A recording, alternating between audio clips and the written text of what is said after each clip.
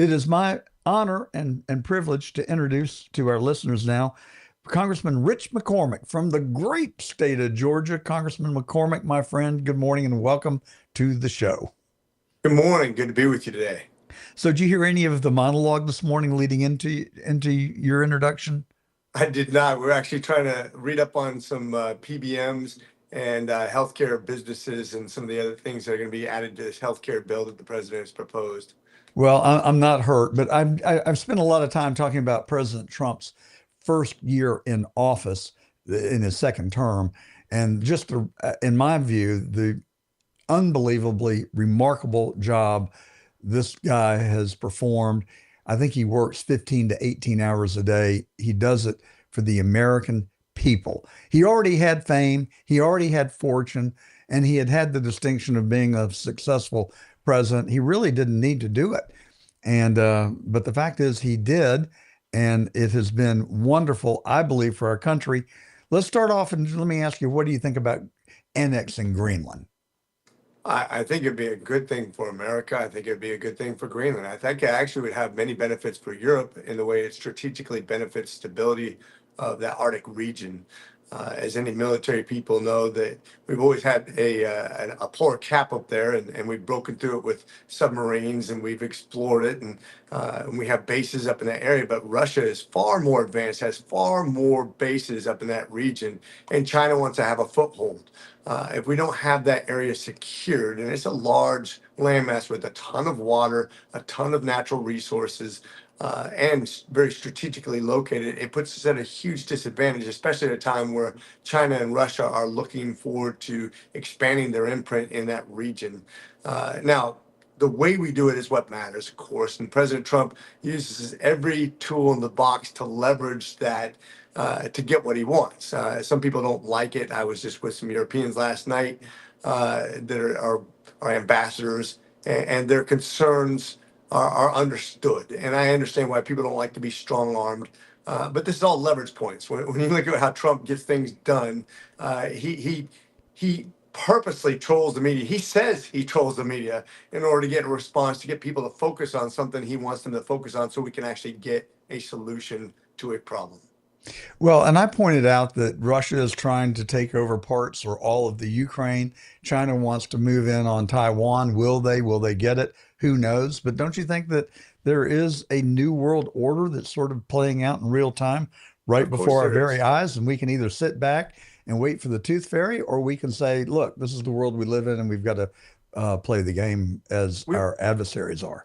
We've had our head buried in the sand for a very long time. During the Biden administration, we were not paying attention. And Ukraine's not the only problem. And yes, I agree that if President Trump was president, they would have never invaded Ukraine to begin with.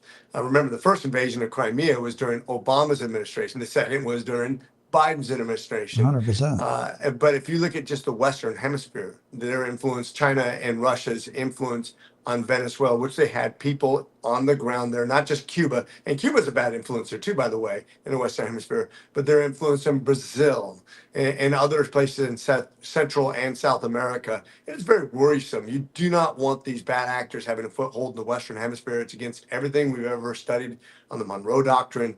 It's why we have to make sure that we exert our influence and that we're not usurped by those bad actors. And is it your opinion that Venezuela falls into that same category, and that's It, probably more to do with the motivation than fentanyl or oil? Well, considering their natural resources and their proximity to the United States, look, Cuba needs to be dealt with too. Quite Yeah, frankly, it's we long talked about that. overdue. But we keep on doing these half measures. I hate half measures. It never Mhm. benefits the United States. Either you're a bad guy or a good guy. If you're a bad guy, come hard. I mean, Russia could have been crushed a long time ago. And I mean a long time ago. They have a $2.1 trillion GDP. Texas has a $2.7 trillion GDP. Germany has a $5 trillion GDP. Collectively, Europe has a $20 trillion GDP, 10 times the size of Russia. So when we talk about the unfair advantage that Russia has over Ukraine, Europe has exactly the same advantage over Russia. And that's without the United States involved, which has $30 trillion. We could Well, sanction them into oblivion even without the military use. there's one deterrent there, and that is their nuclear arsenal. They're also the second most powerful, have the second most powerful nuclear collection of any country on earth. And so But I think this that's is why why we it's give really them important to undue address. deference. Yeah, this is why it's really important to address Iran's nuclear program and to never let them get a foothold, because once you get a foothold in nuclear capabilities, that's why India and Pakistan and North Korea can all deal from a different position of power. Makes it much more tricky, as you were just alluding to. So, Congressman, since I am a firm believer in meritocracy, we have a caller that has been patient for a long time this morning, and I invited him to invited callers to call. So I better go to Rob. He's on right now with us. Welcome to the show, Rob. Hey, John. Good morning. Thanks for taking my call. I never got a chance to speak with you, but I know John speaks highly of you. And Congressman McCormick, great to meet you, even if it's over the phone. I wanted to answer your original question that you started off with. What do we think about Davos? And the answer is it's a playground for the elites. But I do think Trump should go, because Trump doesn't go there to kiss ass. He goes there to chuck grenades and to throw bombs, which, proverbially speaking, of course. And they need that. The world needs to see that we have a leader. We're not going to have America first. We're not going to roll over. Republican Party, on the other hand, that's a different story, because I hate to say this, I mean, the party just doesn't fight. So it's nice to have at least the leader of the party get up there and stick it to these elites. Well, Because I I have read to this morning. agree with you, Rob. Where are you calling from, by the way? Oh, I'm in New York. I'm in Westchester County, a little north of New York City. Oh, great. Well, thank you for calling. Let's unpack what Rob spoke about, Congressman. I happen to agree with him that Davos is the playground for the elites, but it's more than a playground. I mean, they're talking serious stuff there. And a lot of those folks seem to want a new world order. And as long as they can be in charge, I think that's the scary part. Many of these people have not been elected to anything. So when you said you were meeting with some European diplomats last night, you're not in Davos, are you? No, these are ambassadors. These are people here in America that have been appointed that have So Europe's best interest what do you think in about Rob's insightfulness about the elite meeting in Davos every year? And it's been going on for over 50 years, and they want to impose their beliefs on the rest of the world. Your thoughts? Sure. We have groups like that here in America too. We have elite people who have more money than Davos. If you start collecting the people here, if you consider how the central banking system was set up here, it was an elite group of people who met at Jekyll Island That's that right. changed the course of not only America but the world. But I do want to address one of the things he said about fighting and uniting. The Republicans have never been more united than this point of time. With this narrow majority, President Trump's been able to exert his influence. And when we don't vote for something, sometimes it's not the most conservative thing when we pass things. And I don't like it. And I'm one of the holdouts a lot of times, but I don't make President Trump call me. That annoys him. He doesn't like it. But if you don't play the game, President Trump will exert enormous pressure on you to actually vote for something, even when it's not the most conservative thing ever, because he realized that it's the best thing you can get. So realize with a very slim majority, sometimes we have to swallow our pride and vote for something that's not as good as we want, knowing that if we try to get something more, and this is President Trump coming to our conference saying, I know this is not what you want. I know you want more. I know you want to be more conservative, but if you don't vote for this, you're going to get something worse.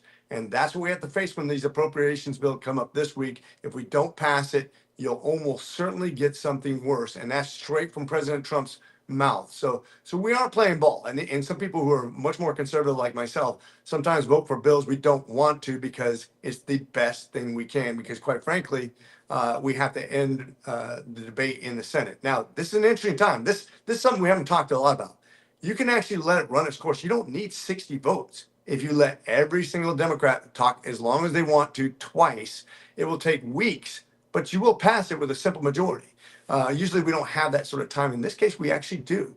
If you really force the closure of the government, it may last a couple of weeks, but we would get the vote we wanted to, because we do have the simple majority, and that would be an interesting play by Senator Thune that hasn't been used in a very, very long time.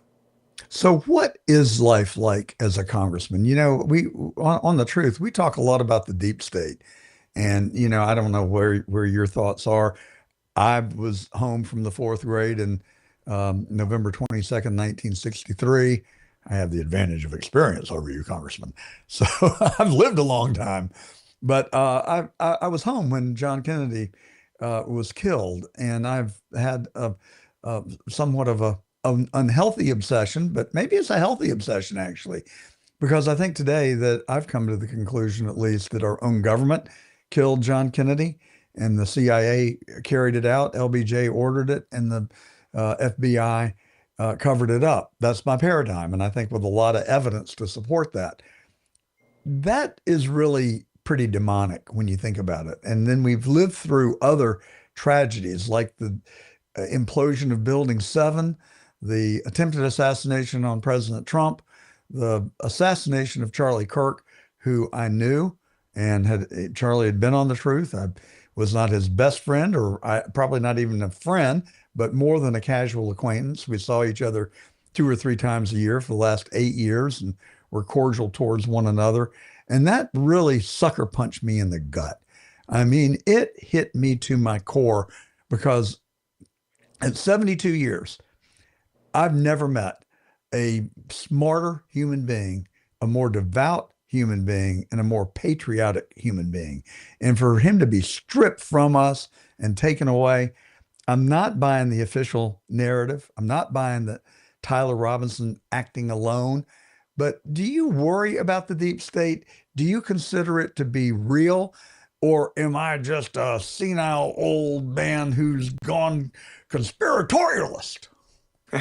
Well, I was just with Charlie Kirk's father this weekend by chance at an event, really, really neat by Freedom House and the the Job Creators Network.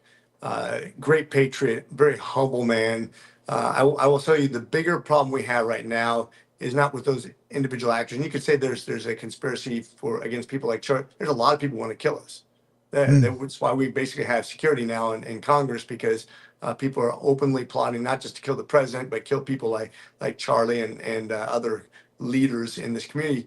But really, what's scary, if you read Kash Patel's book, which I'm almost done with right now, on corruption in the CIA, in the FBI, in doing things not necessarily like assassinations, but assassinating your character and going after people legally, trying to put President Trump in jail, trying to keep him from actually running for president.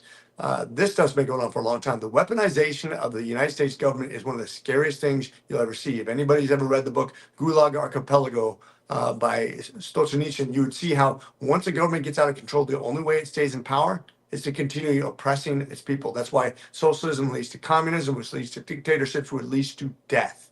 That's why the Khmer Rouge killed millions of people. That's why Gulag Archipelago killed 60 million people in about 40 years. Okay. It always leads to obstruction of justice and prosecution of the wrong people. It's happened in Brazil recently. It's happened obviously in Venezuela, Colombia, all over the world, and in the United States is the most shocking thing of all. In the United States, a country that's based on balance of power, they got away with it against many of us. Okay, but what about the deep state? Do you consider it to be a real and something to be concerned about? Have you felt pressured at any time from quarters within our government that you sort of gave you the creeps? I've never felt pressure directly, but I will tell you that Kash Patel book exposes that deep state. It is deep state. The bureaucracy that we have, we can't fire people that have been around for 40 years doing a horrible job and actually obstruct the president from getting his job done.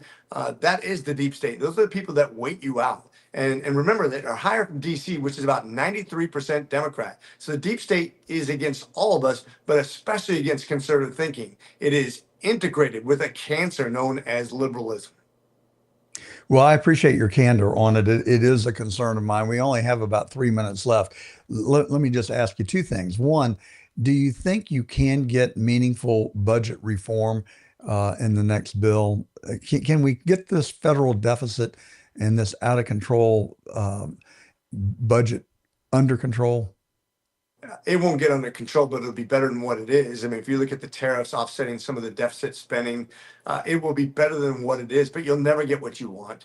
It is built-in harassment. You will see Social Security and Medicare go bankrupt in the next presidency, not this one. You'll see the budget come to a crisis. That's mathematically certain. And we haven't done anything because we're a reactionary government rather than a proactive government. That's the frustrating part of being up here, is because nobody handles things before it's an emergency. And once an emergency, you always come up with a halfway plan, which is not good. So how does that bear on the midterms? You know, President Trump promised that he was going to get this deficit under control. And frankly, I agree with everything that you've said relative to that. I mean, you know, you do live in a political process. We do have a democracy. Everybody can't get their way on everything. You've got to come to the middle some. But it just seems to me that anybody who's living in America would not want to see the greatest country on earth come to an end because of an economic implosion. And when you got $1 trillion in interest to pay every year, which is the rate that it's at now, and growing, it seems to me that it's something that has got to be dealt with. Can you get reelected without meaningful budget control? You can't, because you're growing the economy faster than you're growing the debt. You're growing the economy faster than inflation. That's good for people just living every day. That's what they look at first. The debt seems like a back burner issue to them because they don't see the real hurt locker. The president does have the tariffs that's producing a tremendous amount of revenue. We just need to make sure he doesn't spend it on anything else. They go straight to debt, that he doesn't get caught up in the same thing, to use that as a tool in his toolbox, that it actually goes back to the people's debt so our children don't have to pay that. I also have a bill called the Incentivized Savings Act, which will pass this year. I'm looking for another bill in the Senate from Senator McCormick, hopefully, which I will be with this weekend, planning, which means at the end of the budget year, if you don't spend your money right now, you lose it. Somebody else spends it anyways. It's a horrible way of doing business. We all complain about it. Every bureaucracy does it. My bill says if you don't spend it, instead, whatever you save, 49% rolls over to next year. 49% goes back to debt and deficit, not the president, not the speaker, not higher headquarters, debt and deficit. 2% bonus retention for that department to sweeten the deal. So we reward people for saving rather than punish it. I think it'll be transformative to Congress and the way we spend money in government. And so I'm really looking for an out-of-the-box solution that I think is going to pass this year. Really excited about it.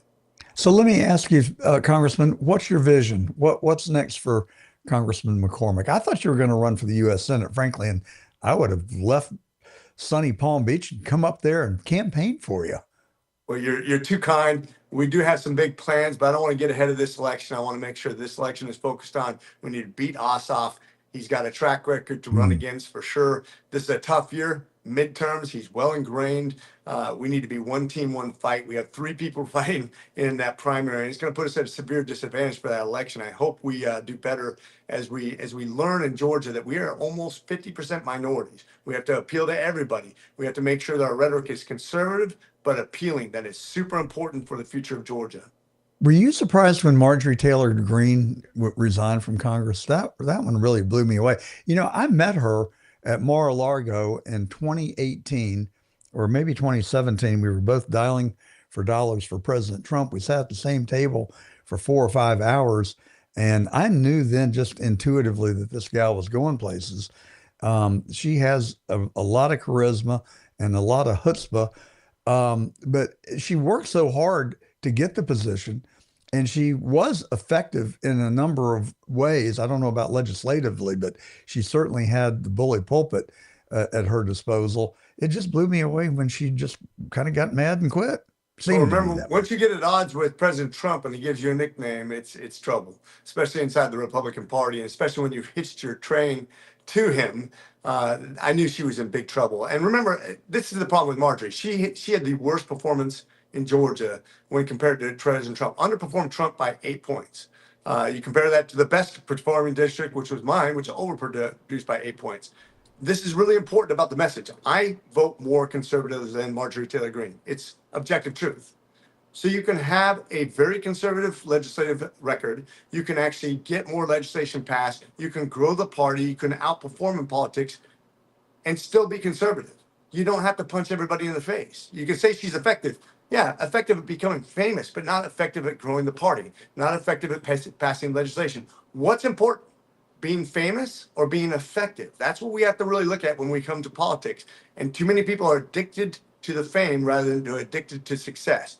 It is time to make this about us rather than me, to grow the party through something that appeals to everybody, like Reagan did when he won by 20 points. The Democrats have picked all the wrong fights. This is the time to act. And I think President Trump is being brilliant at this. But I think we can even do better as we move forward. So, you think she's going to run for president? That's sort of the rumor that's I out don't there. think so. I don't think she has a lane to run in. She can't take the Trump lane. She certainly can't take any sort of appealing lane that's going to get her any traction. She may run just for the fame of it, to stay in the news lines, but she's done in politics. You know, it's nothing personal. I've known Marjorie for a long time, but this is not her time. In my life, I've never really been at the top of the class. I've been sort of middle, top third. You're one smart guy. Are the other people in Congress nearly as smart as you are? An MD, an MBA, and a veteran of our armed forces? Well, I'm doing my homework every day. You know, I got to learn just like you. I'm human, but I put my work in. That's the main thing. Well, and I, for one, really appreciate it. Rich McCormick, it is always a pleasure to speak with you. I've enjoyed our friendship for many years now. We're not on speed dial, but we have a good congenial relationship, and I value that. Have a great rest of your day. You got my number, Semper Fi.